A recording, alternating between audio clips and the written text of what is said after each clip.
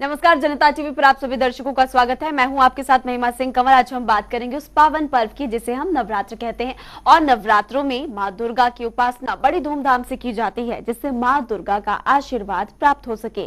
इसलिए नवरात्र के 8वें दिन मां महागौरी की विधि विधान से पूजा अर्चना की जाती है जिससे तमाम कष्ट दूर हो जाते हैं। आज हमारे साथ स्टूडियो में एक बार फिर से मौजूद है ज्योतिषाचार्य संयमी जी। संयमी जी, बहुत बहुत स्वागत है आपका हमारे इस खास कार्यक्रम में। नमस्कार। नमस्कार।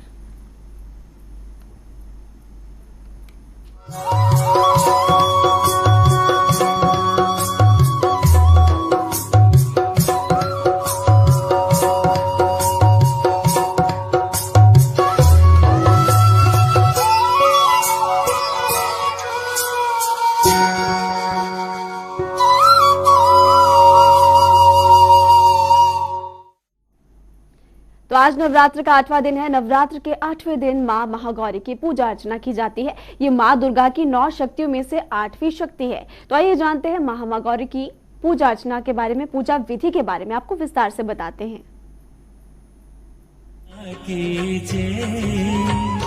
जग जननी दया की श्वेते वृषे समृद्धा श्वेतांबरधरा शुचिः महागौरी शुभम ददयानु महादेव प्रमोददा। नवरात्रि के 8वें दिन मां दुर्गा के 8वें स्वरूप महागौरी की पूजा की जाती है। महागौरी की 4 भुजाएं हैं जिनमें से 2 भुजाओं में उनके शस्त्र होते हैं और 2 भुजाएं आशीर्वाद देती हुई प्रतीत होती हैं। इनका वर्ण सफेद और देखने में अत्यंत सुंदर है और इसलिए इनका नाम महागौरी है। मां की सवारी एक सफेद बैल है और इनके वस्त्र भी सफेद हैं। अष्टमी तिथि के दिन महागौरी मां दुर्गा की पूजा से भक्तों के सभी तरह के पाप और कष्ट दूर हो जाते हैं। मान्यताओं के अनुसार देवी महागौरी भगवान शिव को पति के रूप में पाने के लिए तपस्या में लीन थी, तो उनके पूरे शरीर पर मिट्टी जम गई थी और ये कठोर तपस्या के कारण मां का शरीर काला पड़ गया था। देवी की तपस्या से प्रसन्न होकर तब भगवान शिव ने उन्हें स्वीकार किया था और तभी से देवी के स्वरूप को भगवान शिव ने महागौरी का नाम दिया। अष्टमी तिथि के दिन प्रातःकाल स्नान ध्यान करने के बाद महागौरी की मूर्ति की स्थापना करनी चाहिए। कलश पूजन करने के बाद महागौरी का विधि विधान से पूजन करना चाहिए। इस दिन मां को सफेद पुष्प अर्पित करें। मां की वंदना मंत्र का उच्चारण करें। मां की वंदना मंत्र का 108 बार जाप करने से मां गौरी बेहद प्रसन्न होती हैं और कहा जाता है कि नवरात्रि के 8वें दिन पीले वस्त्र पहनकर मां महागौरी की पूजा विशेष रूप से फलदायी होती है। इस दिन माता को सफेद वस्तु का भोग अर्पित करें और अपने मन की मुरादें पूरी करें।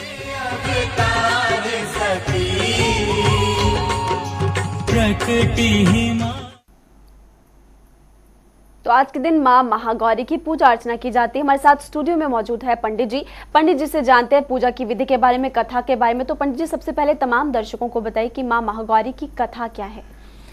देखिए, मैंने आपको बताया था पहले दिन माँ शैलपुत्री के बारे में, फिर ब्रह्मचारिणी देवी के बारे में। तो ये इसी तरह से माँ शैलपुत्री जिस तरह से हिमालय राज के यहाँ जन्म ली और उसके बाद उनको नारद जी ने स्मरण कराया कि वो कौन है, क्योंकि याददाश्त नहीं थी उनकी।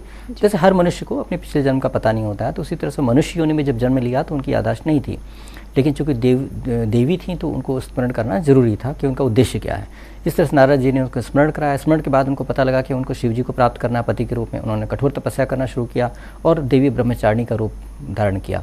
देवी ब्रह्मचारिणी का रूप धारण करने के समय उन्होंने सभी चीज़ त्याग दिया था, बिल्कुल सादगी में थी। और उन्होंने क्या 3000 वर्ष तक फल फूल खाए। उसके बाद उन्होंने उसके बाद 1000 वर्ष तक फल फूल खाए और 3000 वर्ष तक उन्होंने बिल्कुल गिरे हुए पत्ते खाए, मतलब बिल्कुल ही त्याग दिया। गिरे हुए पत्ते का मतलब बिल्कुल ही त्याग। तो ये सब करने के बाद इतना कठोर तप किया तो उससे क्या हुआ, शरीर जो था उनका, जो मानव शरीर था, वो मानव शरीर बिल्कुल कमज़ोर हो गया, धूमिल हो गया। जीवित तो थी मगर ऊर्जा उनके पास तो थी, आत्मा तो उनकी बलवान हो गई मंत्र जाप से, लेकिन शरीर क्षीण हो गया था, शरीर बहुत कमज़ोर हो गया था। ज़्यादातर तपस्वी आप देखे होंगे, कभी पिक्चर वगैरह में भी देखे होंगे, जो पुराने ऋषि मुनि की फ़ोटो दिखाई जाती है उसमें क्या होता है, बिल्कुल कमज़ोर से, सूखे से, ग्रे कलर के हो जाती है उनकी बॉडी या ब्राउन हो जाती है। तो इस तरह से क्या है, उनका शरीर बिल्कुल धूमिल पड़ गया था, बिल्कुल आकर्षक नहीं रहा, क्योंकि उनमें कुछ फूड तो जा नहीं रहा है, दैवी कृपा से ही जीवित हैं। तो ऐसी स्थिति में जब उनकी तपस्या पूर्ण हुई और शिव जी उनको प्राप्त हुए, मतलब दर्शन हुए शिव जी के, तो शिव जी ने आते ही तपस्या से प्रसन्न होकर के सबसे पहला कार्य वो उन्होंने ये किया था कि उनके ऊपर गंगा जल छिड़क करके उनको कांतिमय देहवान कर दिया था। इतना अच्छा कर दिया शिव जी ने उनको कि वो 16 वर्षीय युवती की तरह से, लड़की की तरह से, कन्या की तरह से 16 वर्षीय युवा देह उनको प्रदान कर दिया। तो वो जितनी सूखी सी, एकदम कमज़ोर सी और ड्राई स्किन हो गई थी, वो उतनी ही ज़्यादा आकर्षक होकर के 16 साल की लड़की जिस तरह सुंदर होती है, देह बिल्कुल सॉफ्ट हो गए उनकी, अच्छे से पूरा शरीर भर गया और बहुत अच्छी सी, बहुत ही सुंदर रूप, कांतिमय देह, मतलब स्वर्ण जैसे देह उनको प्राप्त हो गई। तो इसलिए देवी का जो रूप है ये बालिका जैसा रूप हो गया है। तो ये बहुत ही ज़्यादा बढ़िया रूप है, इसमें शिव जी की कृपा मिली उनको और ये बहुत ही खुश वाला रूप है। मतलब क्योंकि देवी को जब शिव जी प्राप्त हो गया, उनका उद्देश्य था, तो सोचिए कितनी प्रसन्न होंगी देवी। तो ये रूप देवी की प्रसन्नता का है और शिव जी को प्राप्त करने का है। बहुत ही, जैसे आपके घर कोई रिश्तेदार आ जाए, आप बहुत याद करते हो, या आप माँ बाप से बिछड़े हुए हो, अगर फिर दोबारा माँ बाप से मिला, कितनी खुश होते हैं। तो समझ लीजिए देवी इस रूप में कितनी प्रसन्नता से देवी दिखेंगी आपको। तो इसलिए देवी का बहुत खुश वाला रूप है और बहुत पावरफुल रूप है, क्योंकि ये खुद देवी तो तपस्या करके शक्ति प्राप्त, देवी तो शक्ति है ही, लेकिन शिव जी का भी इनको जब साथ मिल गया तो समझ लीजिए कि महाबलशाली हो जाती है देवी। तो ये रूप बहुत ही प्यारा रूप, बहुत ही पावरफुल ये रूप है। पंडित जी, आपने बहुत ही विस्तार से माता के स्वरूप के बारे में बताया। अब पूजा की विधि के बारे में भी बताइए कि कैसे माँ का महागौरी की पूजा अर्चना करें, विधि के बारे में और मुहूर्त के बारे में भी विस्तार से बताइए। देखिए, देवी का पूजन करने के लिए सबसे पहले तो समय जो है सूर्योदय से मैंने बताया था 6:22 के आसपास में आपका सूर्योदय होता है। दिल्ली में 6:22 है, और जगह थोड़ा बहुत फ़र्क होगा, लेकिन मोटा मोटी इतना होगा ही। तो अगर आप कहीं और रह रहे हैं तो 6:30 ले लीजिए, 6:30 बजे तो हो ही जाएगा सूर्योदय, या 6:45 ले लीजिए, होना ही होना है सूर्योदय। तो इसके बाद आप शुरुआत कर दीजिए पूजा करने का, क्योंकि इसमें आपकी अष्टमी तिथि लग जा रही है। क्योंकि बहुत लोगों ने मुझे कॉल किया, कल भी किया, आज भी किया, और लगातार परेशान है कि अष्टमी कब पड़ रही है, नवमी कब पड़ रही है, आधा इधर पड़ रहा है, ऐसा तो कुछ नहीं है कि 2 दिन पड़ रही है। तो ये सबसे पहले ये भ्रम आपका दूर कर दें कि आज अष्टमी है तो अष्टमी है, कोई कन्फ्यूज़न नहीं है कि आज अष्टमी नवमी वाला चक्कर नहीं है। आज अष्टमी है, कल नवमी है, उसके बाद दशमी है, तो कोई गड़बड़ नहीं है। क्योंकि चतुर्थी तिथि का 6 जो हुआ है वो एडजस्टमेंट इसीलिए किया जाता है ताकि डेट एकदम क्लियर आ जाए, प्योर आ जाए। तो इसलिए अभी प्योर है, आज अष्टमी है, कल नवमी है, परसों दशमी है। तो इस तरह से करके आप आज अष्टमी मनाना है आपको। और इसके लिए क्या है, सुबह सूर्योदय से लेकर के समय चालू हो जाता है और आप सारा समय कर सकते हैं। बस ये है कि अगर अभिजीत मुहूर्त में करना चाहते हैं, किसी को विशेष तौर पे है कि बहुत अच्छा मुहूर्त चाहिए हमें, तो 11:44 से 12:31 दिल्ली समय के अनुसार आपका अभिजीत मुहूर्त होता है। तो इसमें भी आप कर सकते हैं। तो इसमें आप जो लोग कन्या पूजना चाहते हैं, अष्टमी पूजना चाहते हैं, अष्टमी पूज सकते हैं अपनी सुविधा अनुसार, और कन्या जी मानना चाहते हैं वो भी कर सकते हैं, और कुछ जो नवमी करना चाहते हैं नवमी कर लें तो बहुत अच्छा रहेगा। मेरे विचार से अगर मुझसे पूछेंगे तो ज़्यादा लाभ लेना है और पूर्ण रूप से लाभ लेना है तो नवमी करनी चाहिए, क्योंकि सिद्धिदात्री का है नवमी, और जब सारी पूजाओं का फल सिद्धिदात्री पूर्ण रूप से आपके अंदर स्थापित कर देती हैं। तो आपको लाभ परमानेंट चाहिए तो आप नवमी तक करिए। यदि आप सिर्फ आपको लगता है पूजा कर लिए और खुश हैं इतने में ही, तो आप अष्टमी कर लीजिए, क्योंकि इसमें आपको पूरी तरह से एक तरह से सिद्धि के रूप में पूर्ण रूप से पूजा आपके अंदर स्थापित हो जाए, ऐसा नहीं हो पाता अष्टमी तक में। तो इसीलिए आपको जैसी इच्छा आप वैसा कर लें, लेकिन पूजा करने के लिए विधि वैसी ही रहेगी जैसा हर रोज़ होता है। उस तरह से सबसे पहले आपको संकल्प लेना है। आज विशेष तौर पर संकल्प ले लीजिएगा, क्योंकि माँ गौरी का बहुत विशेष रूप है ये।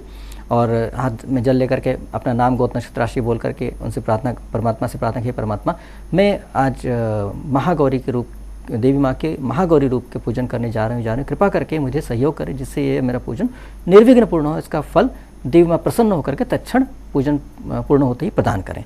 ऐसा करके जल को सामने से देवतीर्थ होते हैं यहाँ से आप गिराएं, साइड से ना गिराएं, ऐसे गिरा दें भूमि पर। उसके बाद आप पूजन करना स्टार्ट करें। सबसे पहले गणपति जी को पूजन करना है, इसलिए गणपति जी को नमस्कार करिए, ओम गम गणपतये नमः करके नमस्कार करिए। सबसे पहले दीपक जला लीजिए। दीपक जलाने से दीपक जलाने के लिए सबसे पहले अग्निदेव का आवाहन कीजिए कि हे अग्निदेव कृपा करके पधारें और मेरे पूजा का प्रमाण बने, और उसके बाद उनको साक्षी मान करके आपको पूजन करना है। इससे आपकी पूजा सफल होगी।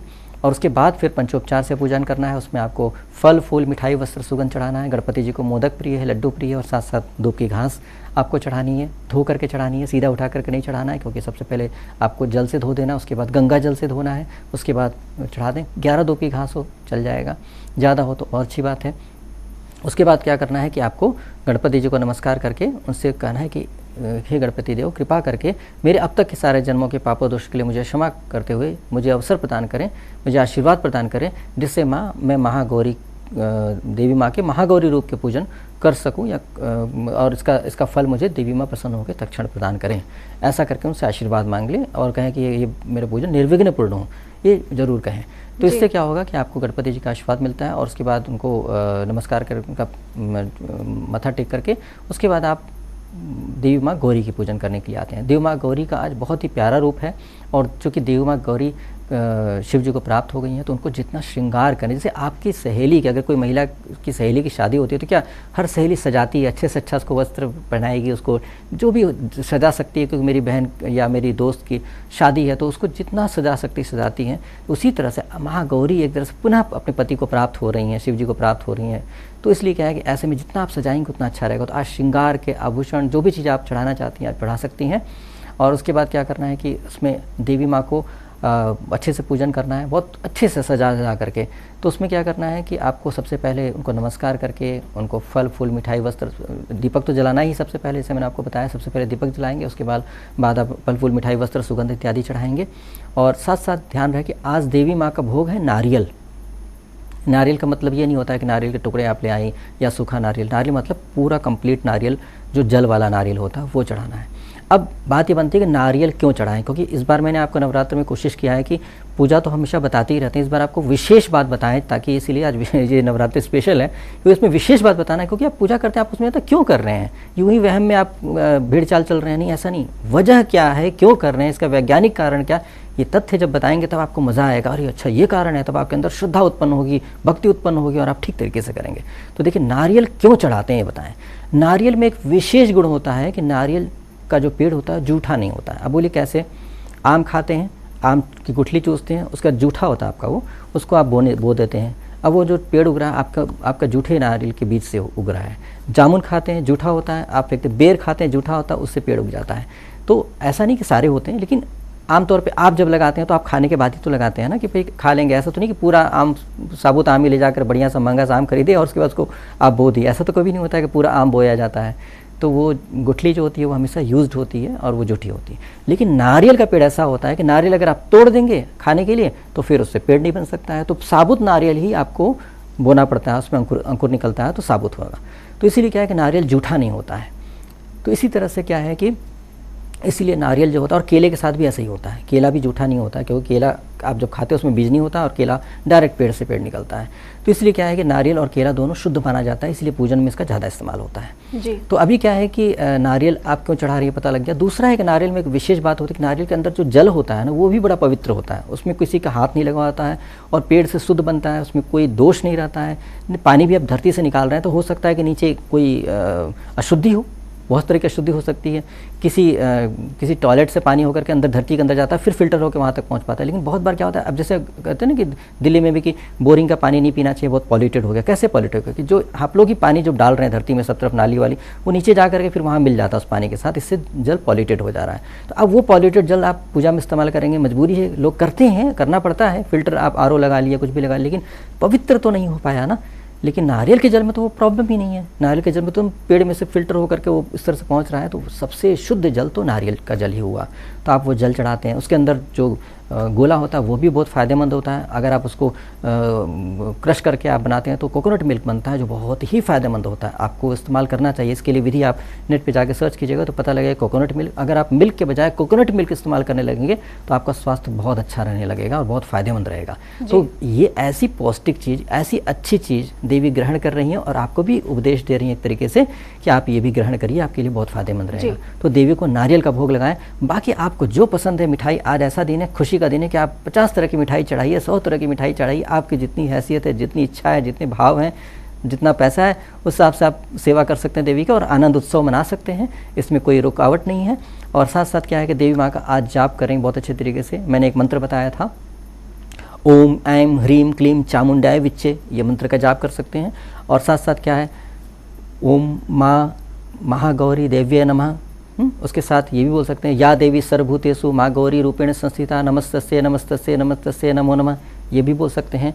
उसके बाद फिर क्या बोल सकते हैं, आप अपने देवी माँ से प्रार्थना कर सकते हैं कि हे देवी माँ, मेरे अब तक के सारे जन्मों के पापों दोषों के लिए क्षमा करें और कृपा करके मुझे आशीर्वाद प्रदान करें। आज के दिन लड़कियाँ, स्त्रियाँ विशेष तौर पे देवी माँ से पूजन करके आशीर्वाद लें, क्योंकि देखिए देवी कितना कठोर तप करके अपने पति को प्राप्त किया था। सबसे पहली बात, देवी का चरित्र देखिए कितना अच्छा है। देवी अपने पति के लिए कितनी लॉयल रही कि वो पिछले जन्म में जो पति था वही पति इस जीवन में प्राप्त की। उनका प्रेम देखिए कितना पावरफुल था कि वो कहीं भी और दिमाग नहीं लगाने के बजाय वो अपने पति की तरफ इतनी मतलब फोकस थी कि उन्होंने इतना तपस्या किया। तो इतना बहुत कुछ होने के बाद यहाँ पर माँ महागौरी की तरफ से महागौरी ने की। और पंडित जी आपकी तरफ से विस्तार से जानकारी भी दी गई। जानना चाहेंगे कि आज का लकी कलर क्या है, कौन से रंग पहनकर माता की पूजा करें? आज तो बहुत ही शुभ कलर पहनना बहुत अच्छा रहेगा। जो भी शुभ कलर होते हैं वो शुभ पहने, लेकिन अशुभ कलर कोई भी ना पहने। भूरा या धूमिल colour, grey colour, black colour, इस टाइप की चीज़ों को अवॉइड करें तो बहुत अच्छा रहेगा। शुभ कलर जैसे लाल हो गया, गुलाबी हो गया, और श्वेत भी हो तो चमकीला श्वेत होना चाहिए। अगर सुहागन है तो उनको फिर प्योर वाइट, सीधा वाइट ना पहने, वाइट के साथ कुछ बॉर्डर हो या कुछ में प्रिंट हो तो वैसा कलर पहने। जो भी हो बहुत ही ज़्यादा आकर्षक। और खुद भी आज स्त्रियां जो भी पूजन करें वो सज धज करके बहुत अच्छी तरीके से श्रृंगार करके करें। क्योंकि देखिए आप किसी फंक्शन में जाते हैं, अपनी किसी परिचित की शादी में जाते हैं तो हर व्यक्ति सज धज के जाता है। क्यों? उस उत्सव में खुद भी एक पार्ट बनते हैं शोभा के। तो आप जब देवी के जीवन में बहुत अच्छा हो रहा था, ऐसे भाव के साथ पूजा करें कि वो उसी भाव को, उसी रूप को आप पूजन करने जा रहे हैं, तो उसी तरह से अपने भी अपने आप को भी उसी तरह से उसी रूप में आ जाए तो उससे क्या होगा, देवी को भी अच्छा लगेगा। और देवी को तो कोई ज़रूरत है नहीं कि आप उनके लिए कुछ करें, लेकिन आपको ज़रूरत है कि देवी के उस उत्सव में शामिल होकर के अपने देवी को भाव प्रकट करें कि हम आपके इस भाव से प्रसन्न हैं और खुश हैं और हम आपको आदर करते हैं, मान करते हैं। तो आप उनका मान बढ़ाते हैं तो आपको डेफिनेटली देवी की तरफ से भी मान आशीर्वाद मिलेगा ही मिलेगा, इसमें कोई दो राय नहीं है। जी। और पंडित जी माँ महागौरी की पूजा करने से लोगों को क्या फल मिलेगा? देखिए फल ये मिलेगा कि सबसे पहली बात है कि देवी माँ चूँकि आज बहुत प्रसन्न है, आप कोई भी फल ले लीजिए बहुत अच्छे से मिल जाएगा। देवी माँ पावरफुल भी हैं, अष्टभुजा वाली हैं, तो इनको रक्षा भी बहुत अच्छा कर लेंगी। अगर आपके घर में कोई फंक्शन हो रहा है, कोई व्यक्ति परेशानी कर रहा है, चोरी कर रहा है, तो क्या उसको कोई बख्शेगा? सब लोग मिलकर के उसको धक्का मार के निकालेंगे, चोर है पकड़ेंगे, क्योंकि उसमें यूनिटी है, सब लोग उत्साहित हैं और सब लोग मिले जुले हैं, यूनाइटेड हैं। तो इसी तरह से देवी का ऐसा समय जिसमें हर व्यक्ति उत्साहित और मिलजुल करके चाहता है कि शुभ हो, कुछ गड़बड़ नहीं होना चाहिए। इसी तरह से सारे जो देवदूत होते हैं, जो देवियों की सखियाँ होती हैं, जो उनकी अनुचर होती हैं, वो सब बहुत खुश रहती हैं। ऐसे में कुछ भी नेगेटिविटी होनी नहीं चाहिए, ऐसा देखा जाता है। यदि आपके अंदर कोई विपत्ति आ रही है, आप प्रार्थना करेंगे तो देवी माँ कृपा करके इस मुसीबत से छुटकारा दे, तो देवी माँ को तो ज़रूरत ही नहीं पड़ेगी। उनकी जो अनुचरी होती है, जो साथी छोटी छोटी देवियाँ होती हैं, जो उनकी सेविकाएँ होती हैं या देवदूत होते हैं, वही आपको इन चीज़ों से मुक्त कर देंगे, उनकी ज़रूरत भी नहीं पड़ेगी। ये हकीकत है। जब आप प्रार्थना करते हैं किसी से, देवी से, देवता से, बहुत पावरफुल देवी देवता से, उनको खुद ज़रूरत नहीं पड़ती है कि आपकी रक्षा करने के लिए आए। आप एक मनुष्य की समस्या सॉल्व करने के लिए एक छोटे से देवता भी होते हैं, देवदूत भी होते हैं, वो भी या फरिश्ते होते हैं, वो भी सॉल्व कर देते हैं। तो इसीलिए आपको आज हर हालत में सहायता मिलेगी, सपोर्ट मिलेगा, सिक्योरिटीज़ और सेफ्टी मिलेगी, ताकि आप ठीक से पूजन कर सकते हैं, बशर्ते आप अच्छे भाव से कर रहे हो। मन में छल कपट है, मन में कोई दोष है, तब तो फिर आपको पता चल जाएगा ये ड्रामा कर रहा है, तो कोई व्यक्ति उसकी सहायता नहीं करेगा। तो कई फल आज माता की पूजा करने से मिलेंगे। पंडित जी आपने अभी कुछ देर पहले भी मंत्रों के बारे में बताया था, मैं चाहती हूँ दर्शकों से गलती ना हो, एक बार आप फिर से विस्तार से मंत्र, कौन से मंत्र का जाप करें विस्तार से? देखिए एक मंत्र और बढ़िया रहेगा, आज के दिन के लिए है, ये सिर्फ आज के दिन कर सकते हैं जब महागौरी के। सर्वमंगल मांगल्ये शिवे सर्वार्थ साधिके शरण्ये त्र्यंबके गौरी नारायणी नमोस्तुते। ये गौरी माँ के लिए है, ठीक है। तो इसलिए आज ये मंत्र आप बड़े ठाठ से बोल सकते हैं। और उसके बाद फिर आज खूब बढ़िया से माँ की आरती करिए, देवी माँ को मान दीजिए, खूब सुगंध घर में फैलाइए, घर का माहौल एकदम जैसे कि शादी का उत्सव होता है इस तरह से सजाए धजाएं। आज कन्या जी माते हैं तो हर कन्या में देवी रूप मानते हैं, क्योंकि बालिकाओं को क्यों किया गया है इसमें, तो इसलिए उसके पहले क्या होता है, बालिका बिल्कुल उनके अंदर बोध नहीं होता है, एक तरह से कहा जाए कि इनोसेंट होती हैं। तो ऐसी बालिका के अंदर क्या हो, छल कपट इस तरह की चीज़ें दुनिया से नहीं सीखी होती हैं। वैसे तो पूर्व जन्म के संस्कार की वजह से बचपन से शुरू हो जाता है ऐसी चीज़ें, लेकिन फिर भी इस दुनिया से तो उनका दुनिया की जो परत होती है, मायावी परत नहीं चढ़ पाती है। तो इसलिए ऐसी बालिकाओं को बहुत मान दे करके, आदर दे करके, उनको प्रार्थना करके उनको भोजन कराएं, उनको भेंट दें। बच्चों को जो पसंद होती है प्यारी प्यारी चीज़ें वो उनको दें। बहुत सारी दुनियादारी की चीज़ें उनको देने की ज़रूरत है, उनको भटकाइए मत। बच्चों को जो पसंद हो प्यारी प्यारी चीज़ें वो दें, तो उससे क्या होता है, बच्चों को अच्छा लगता है। एक छोटी छोटी बालिकाओं के अंदर जब आप उनको मान देते हैं, आदर देते हैं, देवी का मान देते हैं, तो उन बालिकाओं में अंदर क्या संस्कार दे रहे हैं आप? आपको लग रहा है कि हाँ, स्त्री हमारे लिए पूजनीय है, बालिकाओं की इज्जत होती है। कहते हैं स्त्री को कोई रिस्पेक्ट नहीं मिलता। आपने खुद रिस्पेक्ट दिया है कभी किसी छोटी बच्ची को या किसी स्त्री को? यदि आपने नहीं दिया तो आप उम्मीद भी मत करिए कि आपको कोई रिस्पेक्ट देगा। Give to the world the best you have, the best will come back to you. तो इसलिए आपने अगर दुनिया को अच्छे से बेहतरीन चीज़ नहीं दिया तो आप उम्मीद मत करिए, आप डिजर्व नहीं करते हैं। तो इसलिए आप बालिकाओं को जब मान देंगे तब वो कहेंगे हमारे को जो समाज हमारे को देवी के रूप में मानता है, हम ऐसा गलत काम क्यों कर सकते हैं, हम चारित्रिक पतन कैसे कर सकते हैं, हम बुरे कैसे बन सकते हैं। तो उस समय उनको यही जो आदर मान है उनको गलत रास्ते पे चलने से रोकेगा। पंडित जी, एक और चीज जानना चाहेंगे, क्योंकि देखिए कोविड काल की वजह से बच्चों की पढ़ाई पर बहुत ज्यादा असर पड़ा है। बच्चों के लिए, स्टूडेंट्स के लिए माता की पूजा करने से क्या लाभ मिलेगा? देखिए बच्चों को क्या है, चूँकि कोविड की वजह से बच्चों के अंदर बहुत स्ट्रेस आ चुका है, बहुत ज़्यादा उनको मोनोटोनस हो गई लाइफ। बच्चे तड़पते हैं कि स्कूल चले जाएं, क्योंकि घर में रहना अच्छा लगता है हर बच्चे को, लेकिन खेलना भी अच्छा लगता है। एक लिमिट होती है, उसके बाद बच्चे बोर हो गए।